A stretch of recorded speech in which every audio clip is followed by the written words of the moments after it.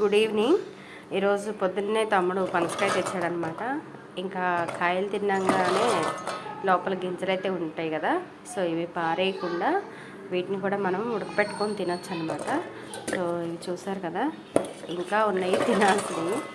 So ఇవైతే నేను present కొన్ని వేపాలనుకుంటున్నాను. ఇవైతే శుభ్రంగా కడిగేశాను. ఈ కడిగేసిన తర్వాత కొంచెం వేపుకోవచ్చు, కొన్ని అయితే నేనైతే ఉడకపెడుతున్నాను.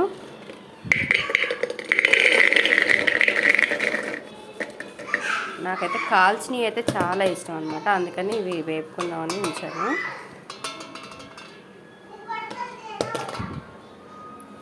ఇందులో ఇలా కుక్కర్లో వేసుకున్నాక కొంచెం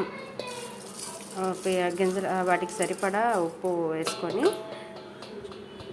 కొంచెం ఆయిల్ అనమాట, ఈ ఆయిల్ కూడా లైట్గా వేసుకొని ఒక టీ గ్లాస్ వాటర్ వేసుకుంటున్నాను వీటికి ఉడికించడానికి సరిపడా. ఇవి వేసుకొని మరీ మెత్తగా ఉడికించాల్సిన అవసరం లేదండి. చక్కగా 2 విజిల్స్ రాగానే కట్టేసుకుంటే సరిపోతుంది. ఆల్రెడీ మనం ఆయిల్ ఉప్పు అన్నీ వేసి ఉన్నాము, కడిగి పెట్టుకున్నాయి కాబట్టి ఈ వాటర్ అయితే సరిపోతుంది. సో ఇది పొయ్యి మీద పెట్టేసుకుందాం.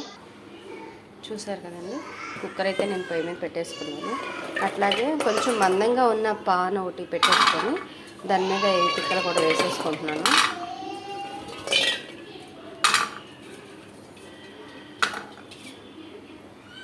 వీటిని మరీ హైలో అయితే కాకుండా కొంచెం సిమ్లో, పూర్తిగా సిమ్లో పెట్టేసి సిమ్లో వేయించుకుంటే మాత్రం చాలా బాగుంటాయి అసలు.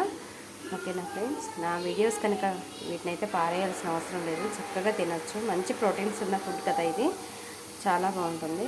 ఓకేనా ఫ్రెండ్స్, నా వీడియోస్ కనుక మీకు నచ్చినట్లయితే లైక్ చేయండి, షేర్ చేయండి, సబ్స్క్రైబ్ చేసుకోండి, మర్చిపోకుండా గంట సింబల్ కొట్టండి. ఓకేనా ఫ్రెండ్స్, మీ యొక్క అభిప్రాయాలు మీ కామెంట్స్లో నాకు తెలియపరచండి.